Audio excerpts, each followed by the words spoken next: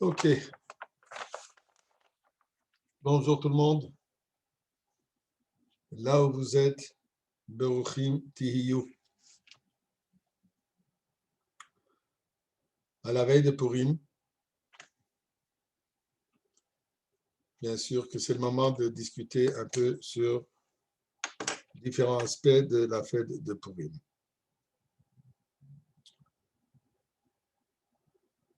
Remarquable que toutes les mitzvot,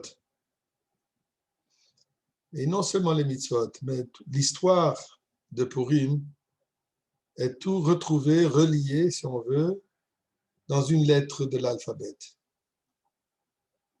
Et pas n'importe quelle lettre, mais la lettre centrale, la lettre du milieu de tout l'alphabet. La lettre du milieu qui est la lettre Mem. Mem, qui est aussi la lettre du milieu du mot Emet. Emet, Aleph, Mem. Taf, Aleph, la première lettre, Taf, la dernière lettre, Mem, la lettre centrale. Et dans la lettre Mem, nous retrouvons tout l'événement, toute l'expérience présente, passée et future.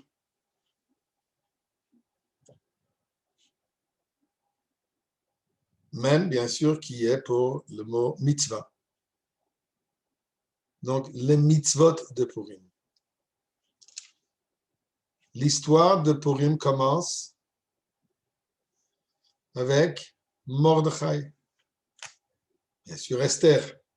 On ne va pas minimiser le rôle d'Esther, bien sûr, mais c'est Mordechai qui a encouragé Esther de se présenter comme toutes les filles étaient censées, obligées de se présenter à Achashverosh après que la reine Vashti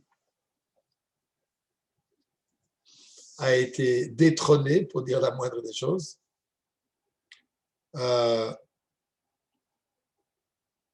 Donc, Mordechai, qui joue le rôle principal dans tout ce miracle, dans tout cet événement de Purim. Alors, regardons les mitzvot de Purim. La veille de Purim, coutume veut, au jour de Tanit Esther, qu'on donne Machatzit HaShekel, qui est la coutume de le faire ou la veille de Purim à Tanit Esther, avant Mincha, ou sinon durant Purim même. Nous avons eu la parashat Shkalim il y a 2 semaines, et là, on nous raconte que dans le Beth Amikdash, il fallait que chacun apporte un demi-shekel, qui a la valeur de 10 guéras pour le korbanot de Beth Amikdash. Au temps de Mishkan, il fallait amener 3, aussi pour le recensement. Je ne vais pas rentrer maintenant dans toute l'idée et tout le concept de Machatzit HaShekel, mais la veille de Purim, on donne ce Machatzit HaShekel, juste pour préciser. Il faut avoir une pièce, que sur cette pièce, il y a marqué un demi. Je crois que sur le franc français, il n'y a pas marqué 50 sous, en tout cas à l'époque, il y avait marqué un demi-franc. Donc, on cherche une pièce que la pièce elle-même indique que c'est un demi. Le demi-dollar américain aussi, ils ne le font plus aujourd'hui, mais les anciens, il y avait marqué dessus one half dollar. Il n'y a pas marqué 50 cents, 50 sous, il y a marqué un demi-dollar. Donc, c'est une pièce qui connote ce concept de un demi. Donc, on prend ces pièces, on en donne 3. Si on n'en a pas, dans toutes les synagogues, en général, ils ont là-bas une assiette, il y a les pièces, on achète, on achète, comme pour dire, ces pièces en donnant l'équivalent, la valeur équivalente dans l'assiette, dans la boîte, et ensuite on remet ces 3 pièces, et s'il veut, coutume veut qu'on le fasse pour chaque membre de la famille. D'habitude, le mari ou le père va le faire pour toute la famille. Bon, donc, déjà la veille de Purim, on commence avec Machatzit HaShekel. Purim même, commençant le soir cette année, donc jeudi soir et suivi du vendredi, nous avons 4 mitzvot. La lecture ou l'écoute de la Megillah, Megillat Esther qui commence avec le mot même, Megillah. Ensuite, nous avons les 3 autres mitzvot qui doivent se faire durant la journée, en plus d'écouter une deuxième fois. Je précise, certains se trompent et pensent que ça suffit de le faire une fois. Non, il faut l'écouter le soir, après le jeûne. Allah dit que si on ne peut pas jeûner plus longtemps, on peut tout de suite après qu'on a que le temps à Montréal, 6h09, on peut manger quelque chose et ensuite écouter la Megillah. Idéalement, si on peut attendre avec les jeunes jusqu'après les Megillah, tant mieux, mais sinon, c'est permis de manger avant la lecture de la Megillah. Et donc, une deuxième fois, vendredi, durant la journée, en général, ça se passe durant la prière Shacharit, mais même sinon, n'importe quel moment, n'importe quelle heure durant la journée, on peut entendre la lecture de la Megillah. Je veux bien préciser maintenant cette année que l'écouter par le Zoom, c'est cute, mais ce n'est pas valable. On ne peut pas s'acquitter de la mitzvah en l'écoutant par le Zoom. Il faut trouver un moyen que quelqu'un, que vous l'entendez directement d'une personne vivante, de vive voix, et qui lit directement un texte écrit sur une Megillah cachère, donc le rouleau, et de cette manière s'acquitter de la mitzvah d'écouter la Megillah. Ensuite, nous avons 3 mitzvot durant la journée. Matanot la Evionim, la tzedaka aux pauvres, et je précise, ça doit être une tzedaka qui va pour des pauvres. Ce n'est pas pour une organisation, pour une école, pour un hôpital, pour une synagogue ou pour qui que ce soit. Il faut que ce soit une tzedaka qui arrivera à des pauvres.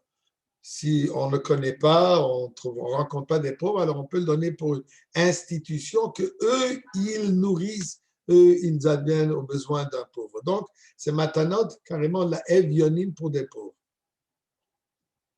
Ceci, il faut minimum, c'est de donner à 2 pauvres, à chacun une pièce. Ça, c'est la mitzvah de matanot evionim.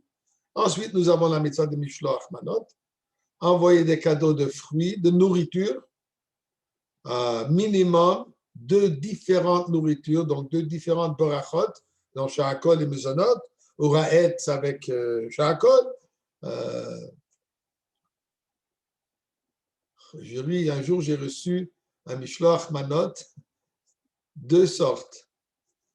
La personne m'a envoyé un veston en laine avec une plante, un olivier. Alors, c'était très différent comme cadeau, mais ce n'était pas valable pour la mitzvah de Purim. Donc, il faut envoyer de la nourriture, mais qui est directement comestible, qu'on peut la manger tout de suite. Disons, si on va envoyer, comment ça s'appelle, un morceau de viande crue avec de la pâte pour faire challah et de la viande, il faut que ça soit mangeable tout de suite. Donc, minimum à une personne, 2 différentes nourritures ou boissons et nourritures. Et ensuite, nous avons la mitzvah de Mishte, la fête, de participer dans la fête de Purim. Tout cela, encore, on revient. Mordechai, Machatzit HaShekel, Matanot Levionim, Mishloach Manot et Mishte. Chacun a la même lettre, la lettre même.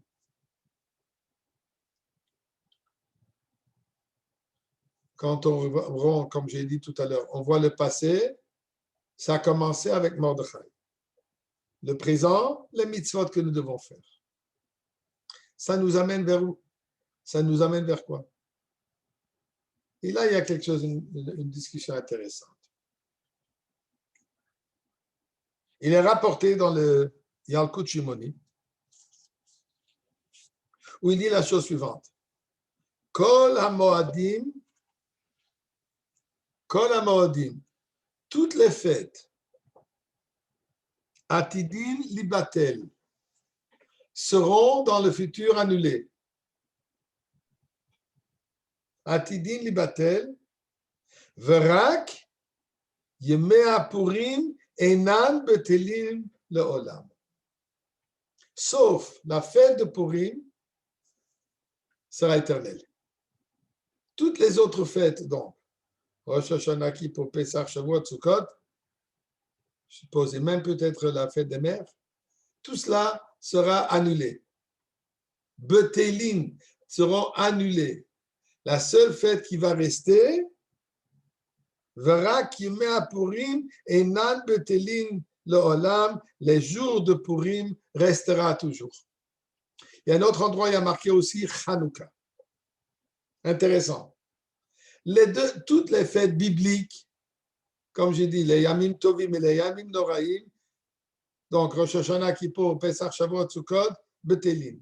Les fêtes rabbiniques, Hanouka et Purim, ici on parle, dans ce médrage, on parle particulièrement de Purim, donc on va rester fixé pour l'instant sur Purim. Ceci restera éternel. Et d'ailleurs, on retrouve ça dans la Megillah elle-même. Puisque dans la lecture de la Megillah, il y a marqué le pasuk suivant. À la fin, dans le chapitre Tête, le verset Chavchet, 28, Koach, là il y a marqué V'yemei ha-Purim ha'ele. Et ces jours-ci de Purim, lo ya'avru mitoch ha-Yehudim, ne vont jamais passer. Ils resteront toujours au sein du peuple juif. Je m'excuse. Vezichram lo yasuf mizaram. Et la mémoire de cette fête ne sera jamais enlevée, restera toujours. Donc, qu'est-ce qu'on nous dit ici? Déjà, dans la Megillah, on retrouve ce verset que Esther et Mordechai, que eux, ils ont écrit la Megillah. Même qu'il y a une discussion là-dessus dans la Gemara, c'est intéressant à savoir. Je vais le mentionner comme ça en ouvrant et fermant une parenthèse. Qui a écrit la Megillah? On vient de voir, il y a marqué Vatirtov Esther Amalka Bat Abichai au Mordechai Ayodi et Kol Divrei. Eux, ils ont écrit. Donc, dans la Megillah, il y a marqué que c'est Esther et Mordechai qui ont écrit la Megillah. Quand on regarde dans la Gemara Megillah, effectivement, là, c'est rapporté que c'est Esther et Mordechai qui l'ont écrit. Mais quand on regarde dans la Gemara Shabbat, où la Gemara Shabbat discute des différents, le Tanakh, on sait que le Chumash est écrit par Dieu, avec Moshe Rabbeinu, mais les Nevi'im et Ketuvim, qui ont écrit cela? Alors là, il y a toute une liste où il est rapporté dans la Gemara, dépendamment quel prophète et quel écrit, mais ensuite il y a marqué que Megillat Esther qui fait part du Tanakh, qui fait part des 24 livres de Torah, Nevi'im et Ketuvim. Là, la Gemara de nous dire que c'est la Anshe Knesset Hagdola qui l'ont écrit. Anshe Knesset Hagdola, ils étaient la première cour rabbinique, si on veut. On appelle ça les membres de la grande assemblée. C'était les prophètes et les sages de cette époque qui sont revenus après l'histoire du Galout de Esther et Mordechai. Quand ils sont revenus, ils ont construit le deuxième Beth Amikdash. Eux étaient l'Anshe Knesset Hagdola. Ils ont institué multiples choses dans le judaïsme, incluant le fait qu'ils ont inclus Megillat Esther dans les Ketuvim qui fait part du Torah Shebichtav. Alors, question qui se pose, qui l'a écrit? Est-ce que c'était Esther et Mordechai ou ça a été l'Anshe Knesset Hagdola? Brèvement, l'explication qu'on donne là-dessus, qu'en réalité, Esther et Mordechai l'ont écrit par Ruach HaKodesh, avec une force prophétique qu'ils ont eue. Mais étant donné que ça a été écrit à l'extérieur d'Eretz Israël, ils étaient en Perse, ils étaient à Shushan, ou en tout cas, je ne sais pas s'ils étaient probablement ils étaient à Shushan, puisque c'était la capitale, elle était la reine et lui, il était ministre. Donc, il était à Shushan. Et écrire pour qu'un livre de prophétie devienne part intègre, soit canonisé dans le Tanakh, il fallait que ça soit écrit en Eretz Israël, pour que ça soit écrit avec la Kedusha d'Eretz Israël.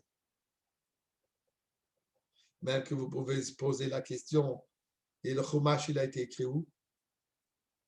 Le Chumash n'a pas été écrit en Eretz Israël, l'exception du Chumash. Parce que le Chumash a été écrit directement par Dieu, avec où il y a marqué que c'est Dieu lui-même qui a écrit, ou c'est Dieu qui a dicté Moshe Rabbeinu qui l'a écrit, dépendamment des opinions dans la Gemara. Mais peu importe, ça c'est en direct d'Akadosh Baruch Hu.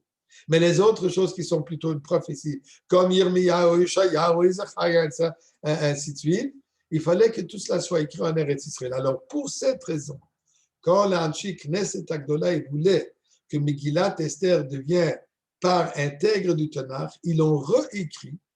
Ils ont eu le manuscrit, le texte de Mordechai Esther, mais eux l'ont réécrit en Eretz Israël et c'est de cette manière que ça a été canonisé et inclus dans le Tanakh. Donc, ceci répond à la contradiction qu'on trouve dans les deux Gemarot entre la Gemara Megillah et la Gemara Shabbat. Mais pour en revenir,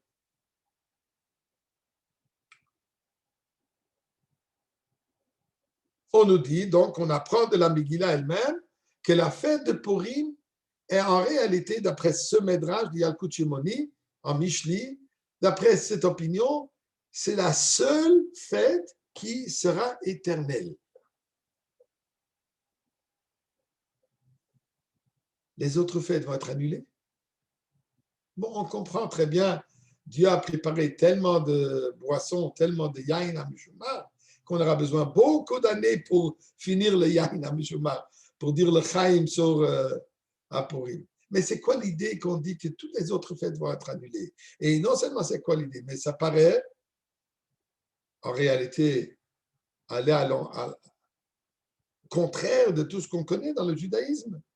Dans les 13 Anima Amin, on nous dit, Rambam qui a bien clairement stipulé en disant, Torah zu lote mukhlefet. Cette Torah ne va pas changer. Est-ce qu'on va arrêter de faire Pessah?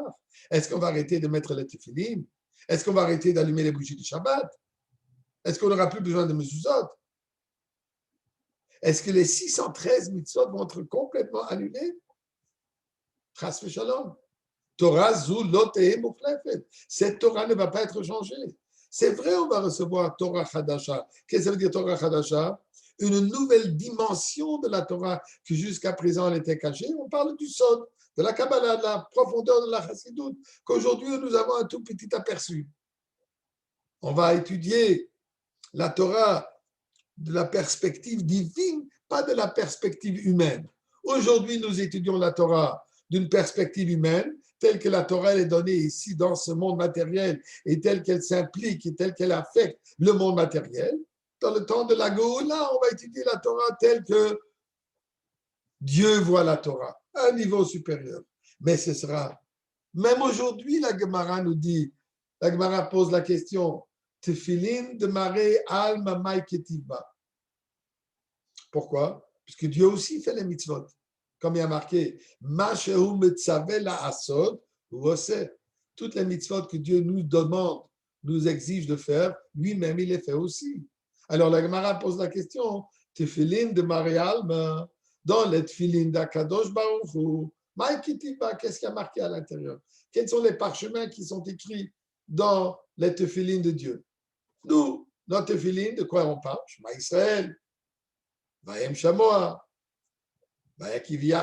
on parle de la croyance en Dieu. Alors, c'est ça les parchemins qui sont à l'intérieur de Tfilin Sheliat, ainsi qu'incluant que les Tfilin Shel Rosh. La différence, Tfilin Shel Rosh, ce sont 4 parchemins individuels, tandis que le Tfilin Sheliat, c'est un long rouleau où tous ces textes sont écrits sur un long parchemin. Alors, la Gemara, donc, il nous dit quoi? Que Dieu, aujourd'hui aussi, il fait les mitzvot. Intéressant ce que la Gemara répond. Qu'est-ce qui a marqué dans les Tfilin de Akadosh Baruch Hu? Là, il y a marqué Mikam Chaki Israël. Dieu l'écrit, Dieu parle de la grandeur de nous. Dans les notes Tfilin, on parle de la croyance dans la Emunah en Dieu. Et dans les Tfilin de Dieu, là, il y a marqué, il parle de notre Mikam Chaki Israël, qui est comme mon peuple juif. Bon, Mais donc, est-ce que Dieu est éternel? Est-ce qu'à un certain moment, il va arrêter de mettre les téphilines? Donc, c'est quoi cette idée? Qu'est-ce que nous disons qu'au moment de la Goula, tout va être annulé, sauf la fête de Purim?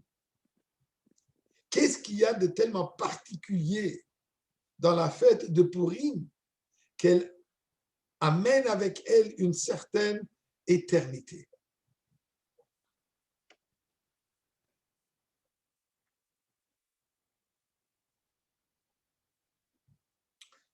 Parmi les obligations de Purim, et qui a marqué qu'il faut boire jusqu'à qu'on arrive à un niveau de l'Oyada, qu'on ne connaisse pas la différence entre Arur Haman et Baruch Mordechai. Qu'est-ce que ça veut dire? Il faut être saoul à ce point qu'on ne reconnaît pas la différence entre la bracha et la malédiction, qu'on ne reconnaît plus la différence entre Mordechai Hatzadik et Haman Arasha. Qu'est-ce que ça veut dire? Il faut perdre la tête complètement au point que on ne reconnaît plus la différence entre le bien et le mal, entre la Kedusha et la Kelipa, entre la pureté, la sainteté, la divinité et tout ce qui est Haman Amalek. Haman qui est le descendant d'Amalek, une mitzvah de le tuer. Et pour ça, nous lisons Shabbat Zachor et Hashem Asalach Amalek la veille avant Purim. D'ailleurs, c'est aussi la lecture de Purim aussi. On parle, le texte de la Torah qui nous parle qu'il faut complètement anéantir, complètement oublier, complètement déraciner Amalek. Alors, on nous dit quoi? Qu'à Purim, il faut atteindre un niveau, il faut être saoul au point de ne plus savoir la différence, de ne pas pouvoir discerner entre le bien et le mal. Qu'est-ce que ça veut dire? C'est quoi? C'est comme mitzvah. Une mitzvah de se saouler à tel point.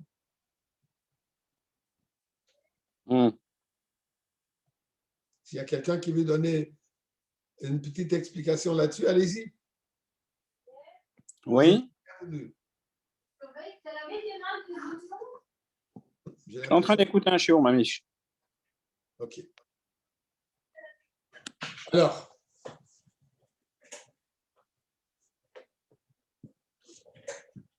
je vais vous lire un texte du Radvaz. Le Radvaz, un des grands, des géants, s'appelait Rabbi David ben Shlomo ibn Zimra, le grand Tshuvot. Et il écrit la chose suivante. Sha'alta mimani, tu m'as posé la question. Midrashim, c'est ce qu'on trouve dans les Midrash. C'est ce qui a marqué que, comme on a dit tout à l'heure, que toutes les fêtes vont être annulées sauf la fête de Purim. Tu poses une bonne question. Il y a marqué dans la Torah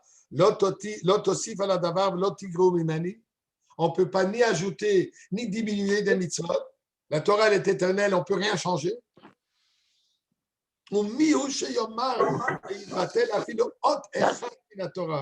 Qui peut se permettre de dire qu'on va annuler même juste une lettre de la Torah? Et ici, on dit toutes les fêtes. Alors voilà, la réponse. Dati Apeshuta, mon explication simple, ma compréhension simple,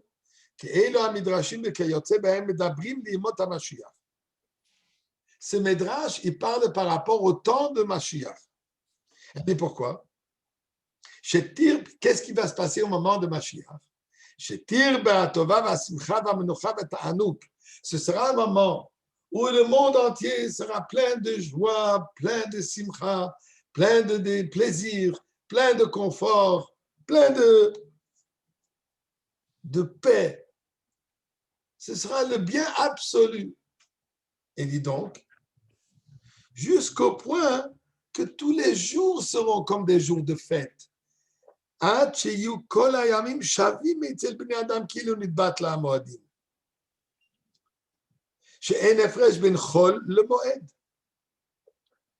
qui se passe jour de fête? Begashmiut. Qu'est-ce qui se passe au jour de fête?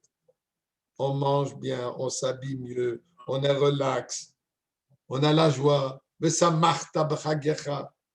ainsi de suite. Un moment de joie, un moment de sérénité, un moment de paix. Tout le monde, toute la famille est ensemble. On est bien, on est heureux, on est joyeux. En bon français, on fait la fête. Okay? Mais quand on fait la fête tous les jours, alors il n'y a pas de différence entre le jour de fête et tous les jours on est en fête. Le temps de la Géoula, le temps c'est un moment de fête. Donc on est toujours en train de fêter. C'est pour ça qu'il dit qu'on ne ressentira pas tellement la différence entre un jour chol, un jour de régulier et le jour de fête. Pas chas v'shalom de penser que la mitzvah sera annulée. Non, les mitzvahs resteront. Mais quoi? Mais elles seront, comme pour dire, elles seront incluses dans cette grande joie, puisqu'on est toujours dans la joie. On dit, mais, Purim, tandis que les jours de Purim, les jours de Purim, on va s'en souvenir, même si ce n'est pas une fête biblique. Il dit pourquoi?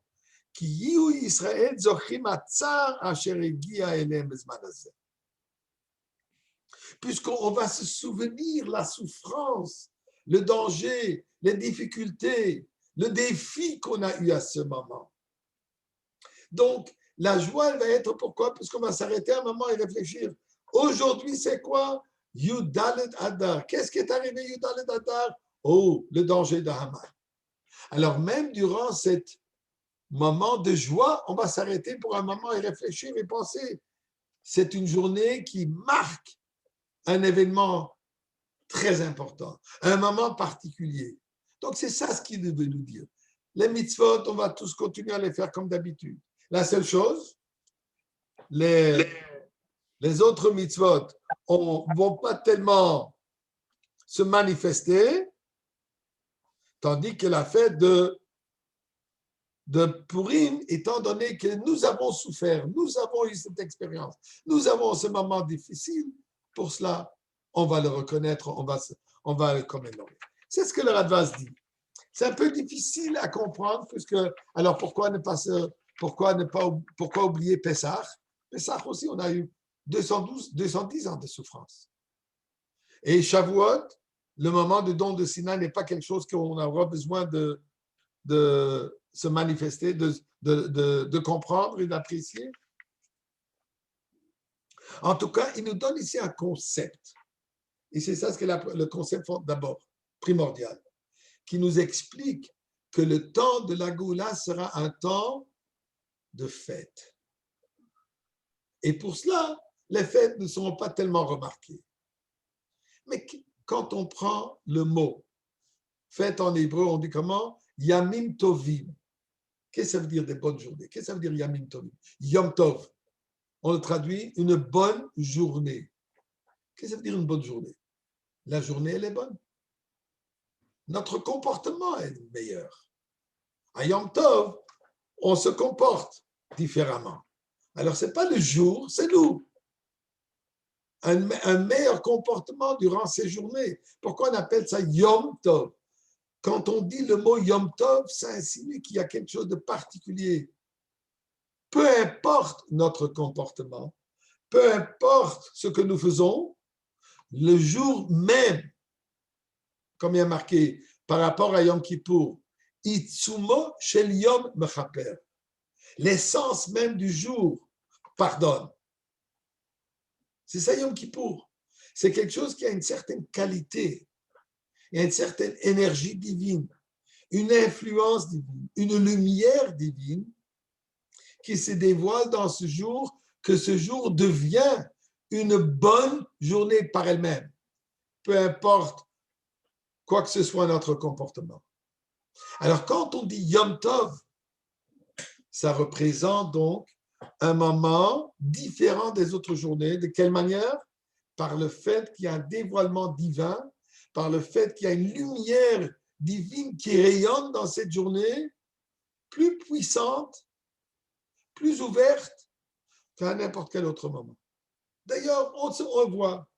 Vient la fête, bien les fêtes, même une personne que, disons, habituellement n'est pas tellement impliquée dans la vie juive, dans une vie religieuse, vient avant Pessah, tout le monde va magasiner la nourriture de Pessah. Vient à Sukkot, vous allez aller dans tous les magasins de quincaillerie, tout le monde devient un bâtisseur et tout le monde s'implique, il y a une certaine ambiance. Surtout qu'on va à Kippour, les synagogues sont pleines, tout le monde veut être à Kippour. Même si je ne peux pas aller, au moins je vais entendre le chauffard à la fin du Kippour. Ce n'est pas parce que je sais que maintenant je peux aller manger. Non. Pourquoi? Parce que j'ai ressenti un certain réveil, une certaine, comment je dirais en anglais, a spiritual charge, a boost, une sorte, une énergie particulière qui s'allume, qui m'enflamme, qui me réveille. Tout ça dû à quoi? Puisqu'il y a une énergie divine dans le monde qui m'affecte, qui me réveille, qui me touche, qui me chauffe, qui m'illumine. Donc, c'est ça l'idée du Yom Tov. Donc, alors, quand on réfléchit à un moment, Pessah, qu'est-ce qui se manifeste? À Pessah se manifeste la lumière divine de Géoula, de rédemption, de la sortie d'Égypte. Sukkot, qu'est-ce qui se manifeste? La lumière divine qui nous protège et qui nous unifie. On était tous assis dans la même soukha, dans le même nuage. Shavuot, une lumière de Torah qui se dévoile dans le monde. Rosh Hashanah, Hayom Harat Olam, c'est le jour de la création, une lumière divine de création. Kippour, de grand pardon. Donc, chacune de ces fêtes, il y a une lumière divine particulière qui se manifeste dans ce monde, qui se dévoile dans ce monde.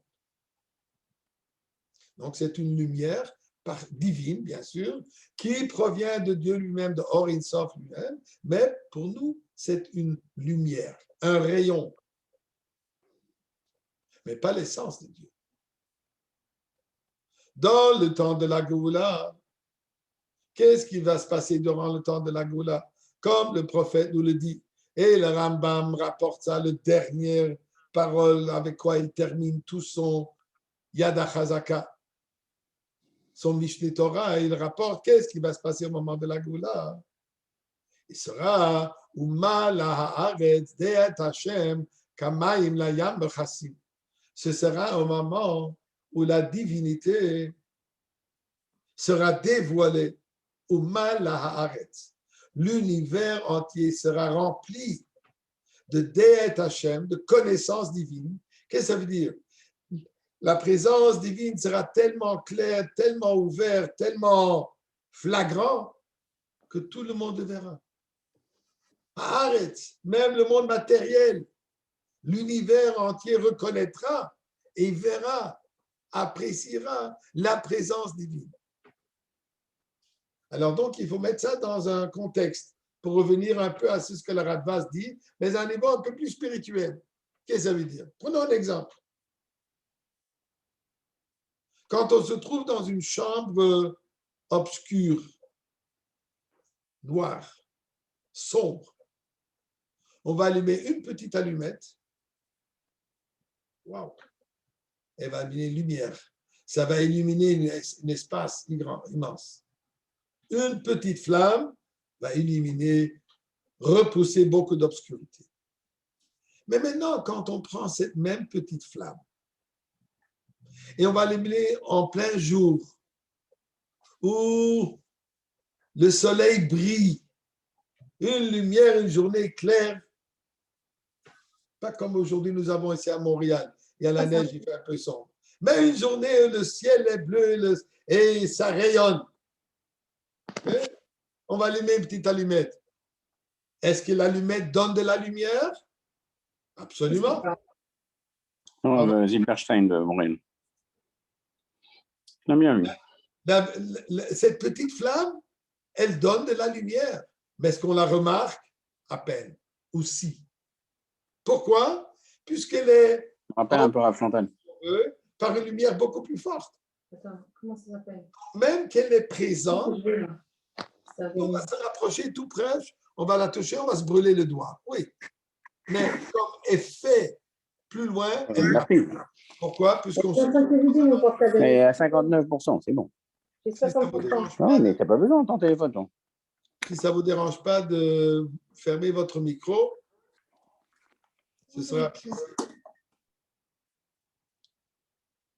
Donc, cette petite lumière, quand elle est dans l'obscurité, elle rayonne, elle est puissante.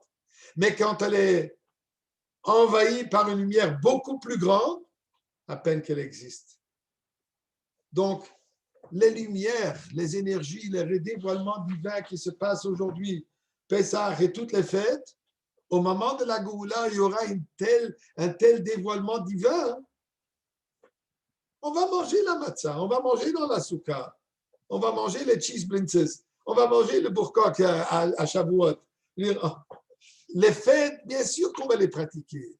À chaque fois qu'on met les tefilines, qu'est-ce qui se passe? Une lumière divine qui unifie l'être humain, la pensée, le sentiment, l'action. Chaque fois que la femme elle allume les bougies de Shabbat, une nouvelle lumière qui s'allume dans ce monde. Mais attention par rapport à la lumière qui est déjà là, à peine qu'on va la voir. On va la faire. On devra la faire. Mais quoi? Elle n'aura pas le même effet tel qu'elle a présentement. C'est ça ce qu'il dit. Pas qu'il dit dans le Midrash que Kol Ayamim Tovim, on ne le fera pas. Non, Midbatlim. Qu'est-ce que ça veut dire Midbatlim? Elles seront annulées par rapport à une lumière plus puissante qui sera présente. Alors, qu'est-ce qu'il y a de Purim? Alors, quelle est la force de Purim? C'est quoi cette qualité de Purim que même durant la lumière qui sera dévoilée au moment de la Goula, Purim encore, on va reconnaître cette lumière? Eh bien, comme le Rabbi explique, c'est la chose suivante. Qu'est-ce que ça veut dire ne pas connaître la différence entre le bien et le mal? Entre Baruch Mordechai et Arur Haman. Ad loyada. Jusqu'à arriver à un niveau de ne pas connaître. Qu'est-ce que ça veut dire un niveau de ne pas connaître? Connaître représente je comprends. C'est quelque chose que moi, je peux l'intérioriser. C'est quelque chose que moi, je peux même identifier avec cette chose. Comme date veut dire je deviens un avec cette chose. Donc, c'est une connaissance qui représente quoi? Un peu à mon niveau, à ma portée. Ad de l'oyada représente quoi? Un niveau qui dépasse toute connaissance. Le Rambam a une expression extraordinaire. Je ne me souviens pas, quelque part, je crois, dans Mor et Nebuchim, je ne me souviens pas où, mais le Rambam dit la chose suivante. Tachlit hayediya, le but de la connaissance est chez l'oneda, qu'on ne connaît pas. Qu'est-ce que ça veut dire? Le but, tachalit hayediya, le but de la connaissance, elle est chez l'oneda qu'on ne connaisse pas. Qu'est-ce que ça veut dire? Ou je connais pas. Nous explique le Rambam que le but de la connaissance est de reconnaître que tout ce que je connais n'est rien par rapport à ce que je ne connais pas. C'est d'arriver, c'est de savoir que c'est beaucoup plus profond, c'est beaucoup plus grand que ce que j'ai compris, puisque finalement, tout ce que j'ai compris, ce n'est que ma capacité de compréhension. Bien sûr que Dieu est plus loin que ça.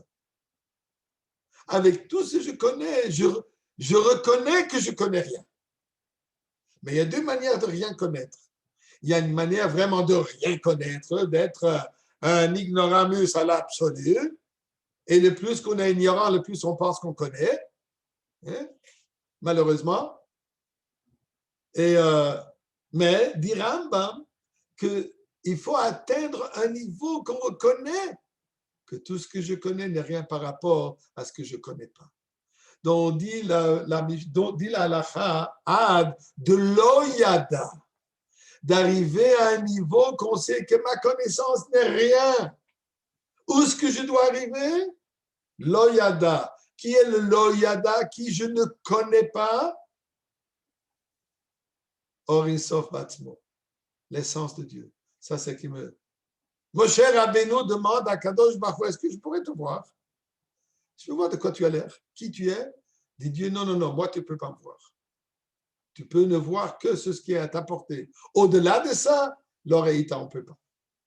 Donc, Purim atteint un niveau de connaissance qui est au-delà de toute connaissance.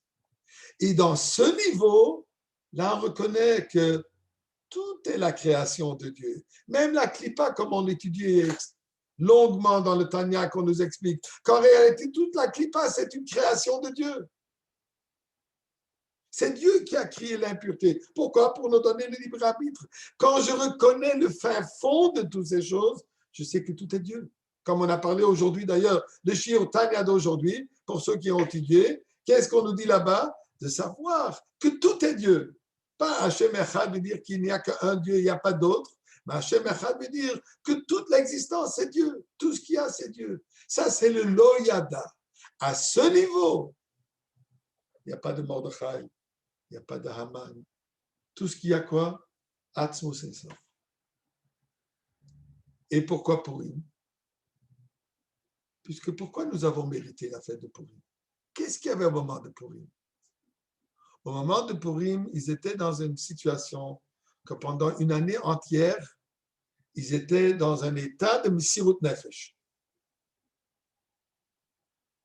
Depuis le décret jusqu'à le miracle de Purim, ils se sont tous accrochés à Mordechai. Mordechai ne se prosterne pas devant Haman, malgré les dangers. Pendant une année entière, Mordechai a rassemblé 22 000 enfants. Qu'est-ce qu'il a étudié avec eux? Les halachot de Beth Amikdash. Ils n'avaient pas de Beth Amikdash à ce moment. Ils étaient en exil, le Beth Amikdash était détruit. Le deuxième n'a pas été encore reconstruit. Donc, ils ont étudié la Torah, pas une partie de Torah qui me dira comment je vais manger, comment je vais dormir, comment je vais mener ma vie. Non, ils ont étudié la Torah netto, comme on dit. La Torah, puisque c'est la Torah divine. Tout simplement, c'est une mitzvah. Ils ont mené une vie de Messirut Nefesh, d'un sacrifice absolu, sans se prendre en considération de leur propre existence. Au point que même l'étude de la Torah était une étude, comme on veut dire, qui est juste pour Akadosh Baruch Hu. J'en ai rien à tirer, j'en ai rien à gagner si je vais connaître les lois du Beth Amikdash, s'il n'y a pas de Beth Amikdash. C'est ce que Mordechai fait. Donc Mordechai, il touche le fin fond de l'âme juive. Cette Messirut Nefesh, cette étincelle essentielle, ce qu'on appelle le Etzem HaNefesh, l'essence de l'âme, la Yechida, l'unicité de l'âme, qui est quoi? Qui ça, c'est unifié ensemble avec Atzmut Ensof, avec l'essence de Dieu.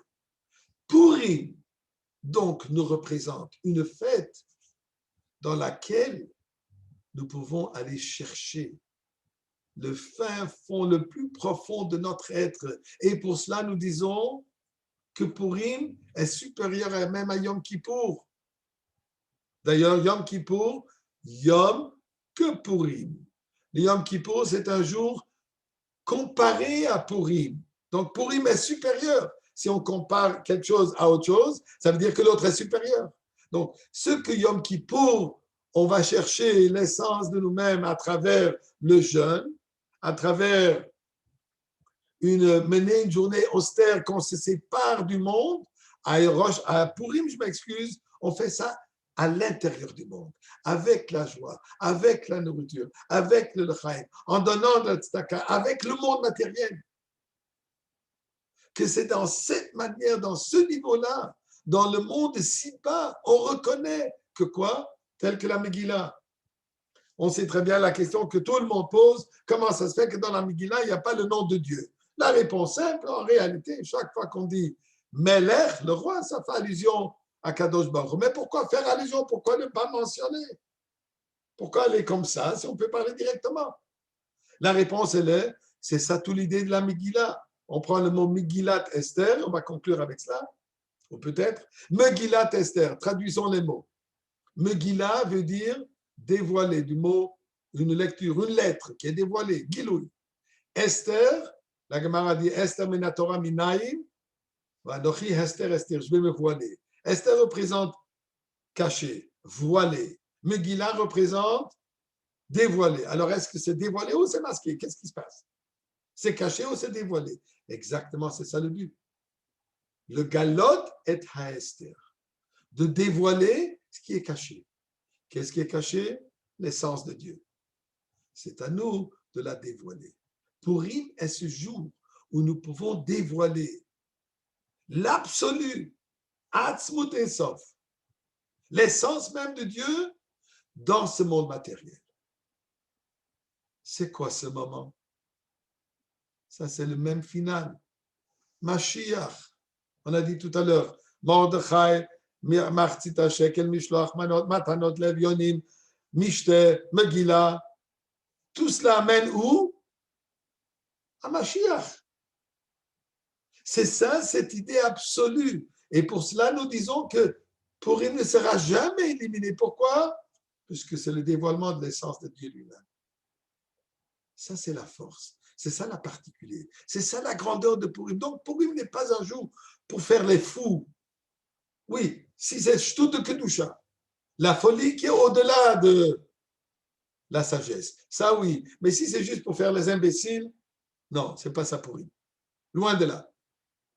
Purim, donc, est une journée de lumière, de potentiel extraordinaire. Un potentiel de ressentir, d'apprécier le fin fond de chacun. Et pour cela, donner de l'argent aux pauvres, on partage avec un autre juif. La manière comment se rapprocher du Père, c'est à travers l'enfant. On veut se rapprocher d'Akadosh Baruch Hu, pense à ton frère. On partage avec un autre juif la nourriture. Pourquoi faire? Pour fortifier l'Ardout, pour fortifier l'Avat Israël. C'est ça Purim. Purim, donc, c'est une fête absolue. C'est une fête éternelle. Et c'est ça ce que la Gemara de nous dire, le Midrash de nous dire. Que au temps de la Géoula, cette réalité, cette lumière de Purim, elle va rayonner absolument. Pourquoi? Parce que c'est la lumière absolue d'Akadosh Baruch Hu lui-même. Donc, ça, ce que l'on comprend. Pourquoi tout cela est dans la lettre même? Pourquoi? Puisque la lettre même, c'est la centralité de toute notre existence. Le but de toute l'existence, c'est quoi? La venue de Mashiach. Le but de toute l'existence, la raison de la création du monde. Encore comme on l'a dit aujourd'hui dans le Tanya, que Dieu nous donne l'opportunité de s'associer avec lui dans son œuvre qui est de dévoiler, de faire de ce monde le monde absolu où Dieu est présent. Ça, c'est le centre. Donc, pour cela, Purim, qui est la fête centrale de tout, nous retrouvons tout ça dans le même qui est la lettre du milieu de Aleph Tav, le centre, qui est la Géoula, qui est Mashiach. Et qu'est-ce que nous devons boire? Répondez-moi s'il vous plaît. Qu'est-ce qu'il faut boire à Purim? Ça dépend si on est Séfarade ou Ashkenaz. Le Séfarade, il va boire la Machia. Et l'Ashkenaz, il va boire du Mashke. Mais peu importe ce que c'est. Qu'est-ce que ça veut dire? On va fêter d'une manière qu'on comprend que le point central de tout cela est quoi? La Géoula finale. Et pour terminer, comme la Gemara de nous dire, c'est quoi le nom de Mashiach? Dit la Gemara, Menachem Shemo. Le nom de Mashiach, c'est Menachem. La Gemara rapporte différents noms. Yinon Shemo, Cheskia Shemo, Chachamim Omrim, Menachem Shemo. Encore une fois le même. Alors que Dieu nous accorde que cette année, ce Purim, nous aurons Menachem, Mashiach avec Mordechai, Et Moshe Rabbeinu, on sera tous ensemble avec eux dans le Beth Amikdash. Et nous allons dire le Chaim avec eux tous ensemble. Nous allons tous fêter ensemble dans le Beth HaMikdash. Ça a commencé avec le Mishkan, c'est devenu le Beth HaMikdash. Et nous allons tous avoir le Purim absolu. Le Chaim. Amen. Amen. Merci, Rav Souchet. Avec plaisir. Rendez-vous à Yerushalayim dans quelques instants. Pas de problème. On sera en rendez-vous. Amen. Thank you. You're welcome.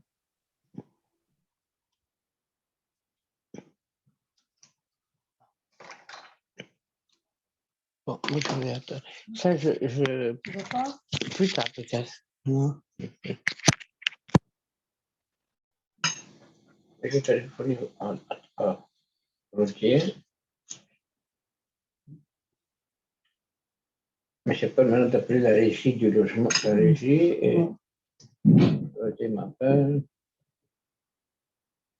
Quand j'appelle la régie, je vais écrire les questions que j'ai à leur dire. Ah, ça devrait pas du temps.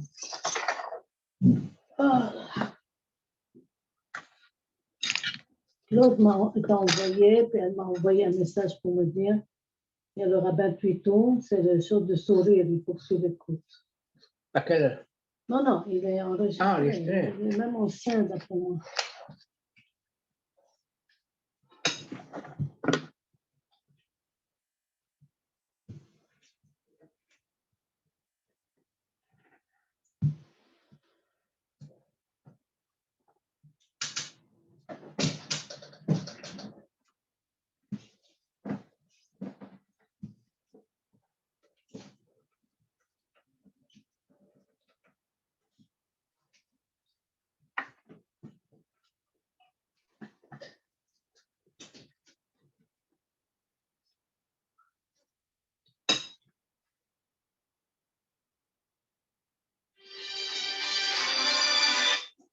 Oui, Lana.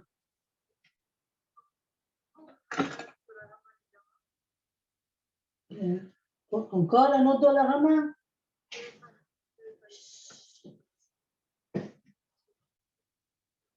Wow, t'as raison. La vérité, t'as raison.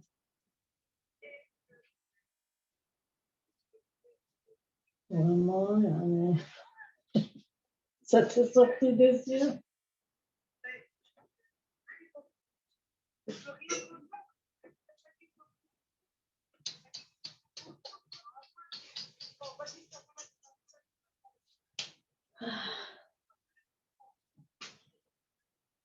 Ah. Mais ce que tu achètes, ça ne rentre pas là-dedans.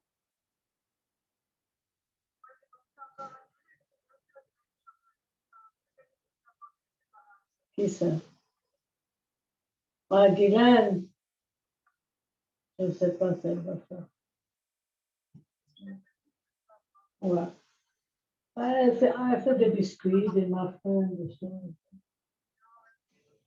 Oui, je sais, je sais.